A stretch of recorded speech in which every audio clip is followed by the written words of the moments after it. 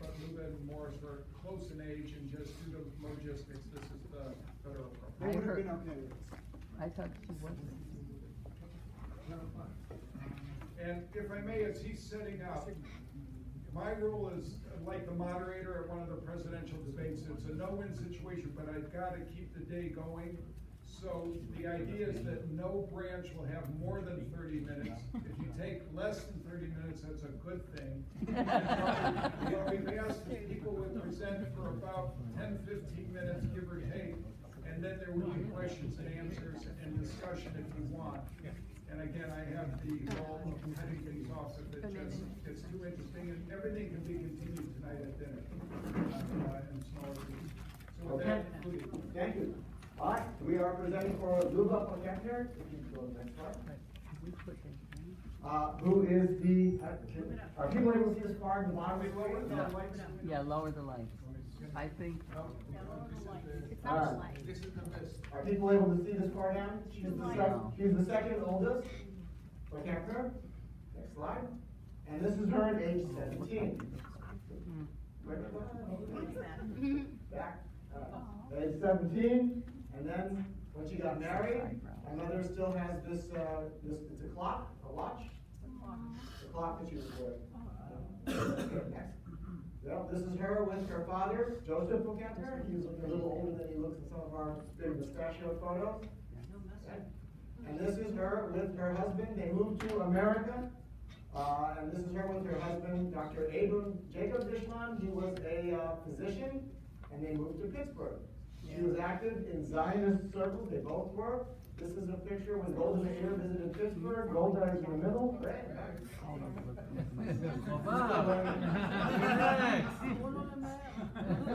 That's Golda in the middle, and there's Luba in the back row there. They had two daughters, Debbie and Judy. Oh, that's so cute. The older one was Debbie. Debbie was actually born in Lithuania and Russia, and they came when she was 5 years old. They came to the States. So let's talk first a little bit about Debbie, who sadly is no longer with us. She worked at Columbia Records. She was a publicist. This is from a lot of books on about. She's mentioned in a lot of books about the music history and the history of Columbia Records. So this is a book about Duke Ellington. And she was a gifted publicist, and she was perhaps the only woman who has risen to the top of any record department in the 50s. We're talking true Mad Men era stuff of an executive woman. And they describe her in typical kind of PoKempner fashion, as having dark eyes from under bushy eyebrows. Her personal taste was classical music. Bob Dylan was one that brought into Columbia Records, and she said, "Who would want anything to hear from this very little boy?" But so she revered Igor Stravinsky. And when I was clearing her desk afterwards, she had an envelope full of these 2-cent stamps that she had saved. And this is a picture of her with Igor. She was possibly the first person. What did she do? What was so exciting about what she did at Columbia Records? She was, according to this account, she was possibly the first person working for a major label to appreciate the exposure of photography and the importance of label design, because until 1955, LP cover art, the younger people don't know even what that is. Records, big flat squares, and so the cover art would usually have line drawings. So what her innovation was to design art photography on the covers, and these was her success of getting photos of album covers for Louis Armstrong. So these are Columbia album covers from Louis Armstrong. Most likely these were her direction, and these are some of her achievements to make it more visually arresting. So her star rose, and unfortunately her star fell. She eventually was pushed out of Columbia Records. On one account is that her brash style would eventually be her undoing. But another account is that she published a book about the music industry called Girl Singer. This is like this trashy. It was a very lurid account. She described it as the business world as a perfume tar pit. And she ill-advisedly based the story on the relationship between Columbia's powerful Mitch Miller, who had his own television show, and he sort of had an affair with one of the singers that he brought on board. And he recognized himself in this book, and that may have been what pushed her out. And this is her in 1990 when my mother appeared with her choir and sang in Carnegie Hall. Okay. So, let's go to my mother, who, this is her as a majorette at a parade in New Bethlehem, Pennsylvania. Her face. She won the prize for being furthest away. And then she married my father, Gerald Shorr. They were married in June. She was a June bride in 1949.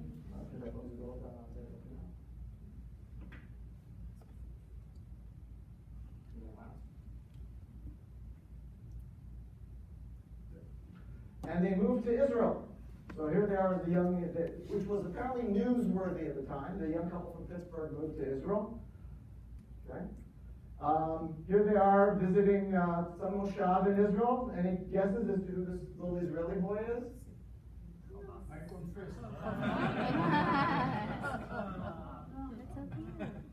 Okay. My father was a watchmaker by trade and worked in ORT, which was occupational rehabilitation and trainings. They were taking refugees from World War II and giving them skills. His dream was to make Israel sort of the watch capital of the Middle East, kind of like Switzerland. So he was teaching, and he also opened up his own watch shop, Udi Shorr and Son, which we think is quite an accomplishment for me as a little baby to be co-operator of a watch. But actually, I did not even exist yet. What the problem was that he was so young, no one took him seriously, so he made up a father who owned the store, and he pretended to be the son. Here they are. Eventually, I was born. Here they are.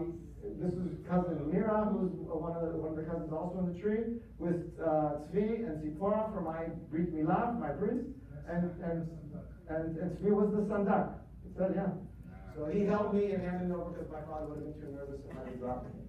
Okay. And then here we are as a family, a little older. My father sadly died in 1961.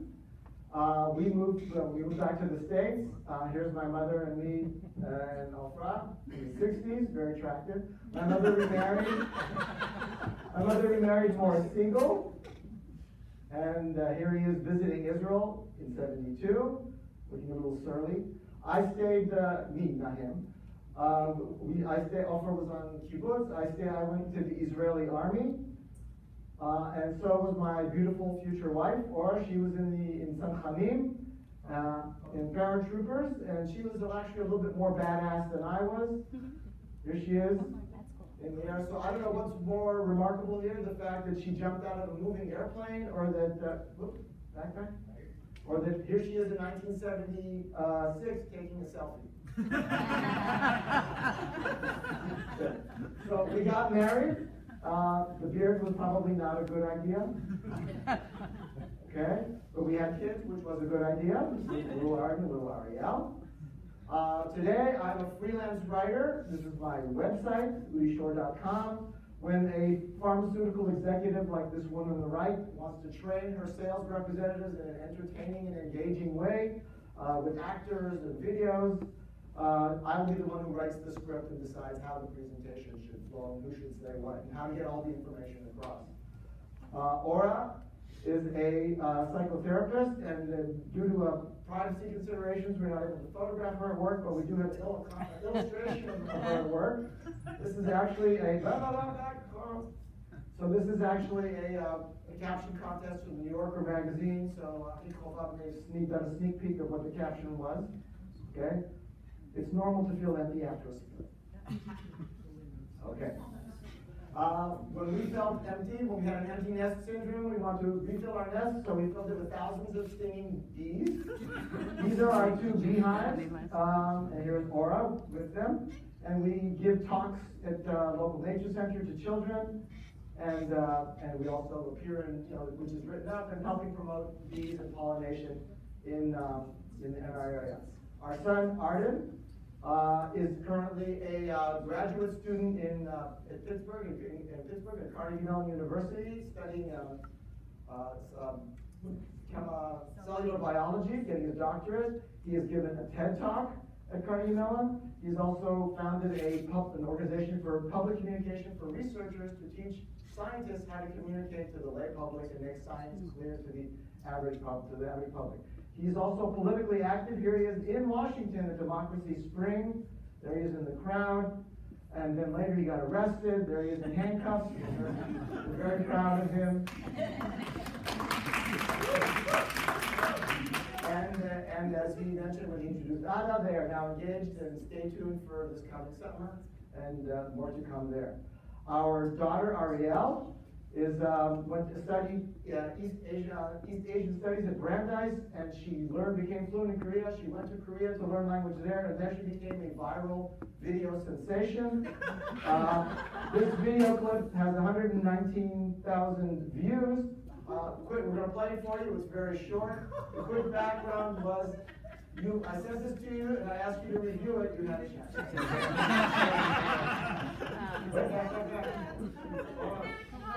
Okay. All right. Okay. So when you may recall an incident where the daughter of the chairman of Korea Air threw a fit because she was serving macadamia nuts in a bag instead of on a plate, and forced her into the plane to return to the gate out of anger. So this video makes fun of it. In the video, Ariel complains that her cell phone has died, and some guy pops up behind and says, "Would you like some magical way to get the plane back to the tarmac so you can recharge it?" And she goes, "Yes." And he brings up this bag of macadamia nuts. So let's play that up.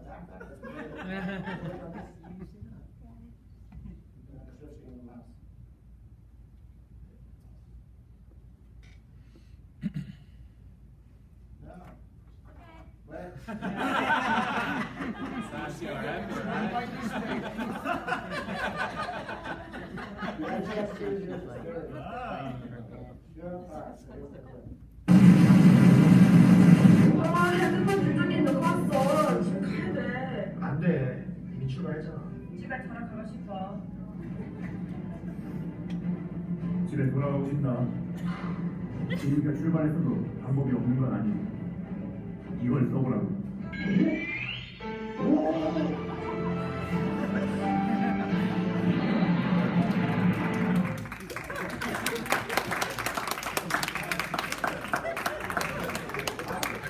She is also an accomplished cartoonist. This is from her dictionary of English slang that I think was meant for Koreans. So catfishing is when you send a very cute photo of yourself on the internet, and then you show up and they see the real you.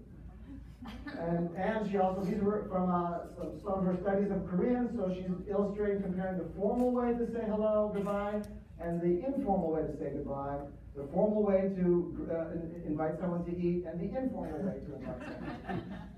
Okay. And today she is in New York, looking to break into advertising. She's already doing some of it.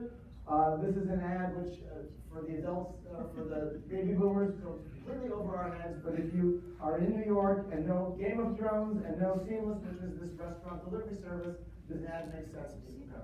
What is the bottom? And now she is writing also tweets for a living, getting paid to write tweets. Okay, Oprah. Should get a job with Do you Donald have the Trump. headline? Aviva.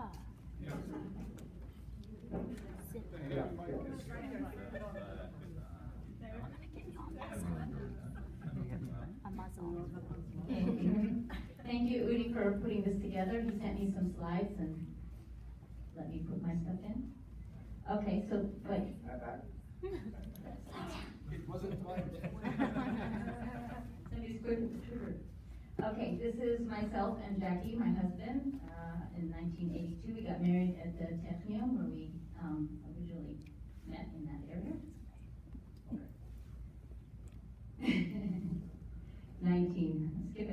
10 years. This is Dora on the right and Carmel, and this is at Daddy's house in San Pedro. This is me. I did my husband has supported me and coached me, and I started doing exercises only in my 50s. Before that, did not do anything, and skip ahead. I did marathon in Los Angeles, and I did a marathon in Tel Aviv with Ophra. Ophra was in the marathon as well. Yeah. Oh, wait, go back. I'm talking about me. Okay, now we're riding bicycles. We ride crazy. We go all over the place, so that's my bicycle. And social worker, I'm a clinical social worker, so that's my passion. And there's my ID card. I'm also teaching at a grad program, psychology grad program at the university. And this is my lovely husband, Jackie, and he is a big bike person for many, many years. And he also works for Kaiser Permanente and in the IT department as writes code as a programmer. So that's Jackie. And this is Dor, who's back there, and this is, okay. In 1999, he made his acting debut, and he was in an MTV video by the Offspring group, and the song was "Why Don't You Get a Job?" And he was 14. I got to be the stage mom. This is the part that he's in.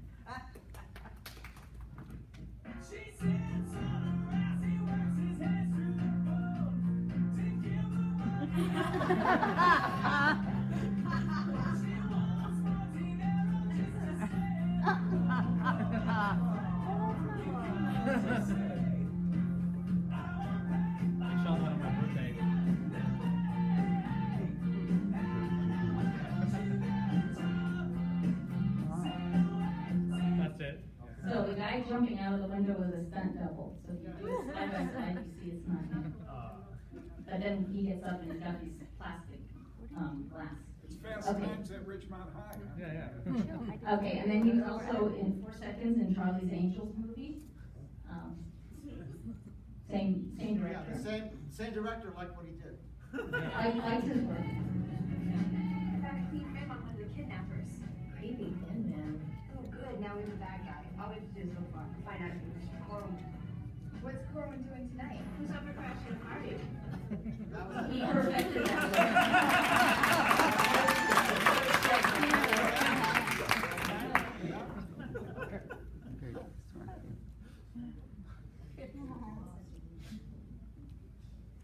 Okay, and Dor went on a Jewish group from NBC, is that what it's called? JDC. JDC. The joint. Okay, and he did several trips, and this one was to Morocco, and he actually sought out his roots in Morocco, and he found the graves of my husband's grandparents.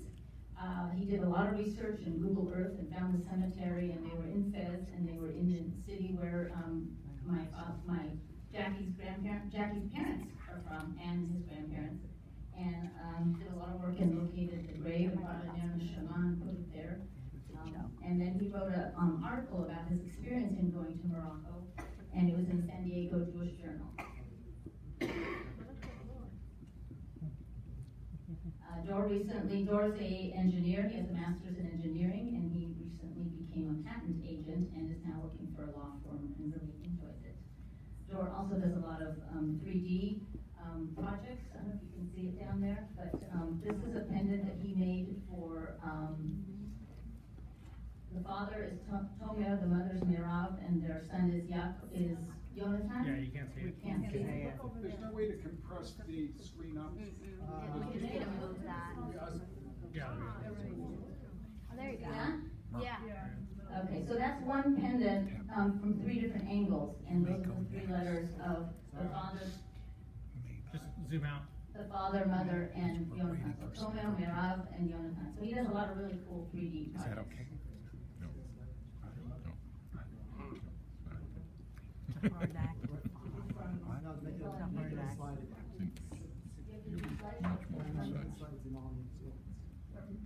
We're almost done with this, maybe make that adjustment after. Yeah, all right, no, just make a slideshow. Go back to slideshow.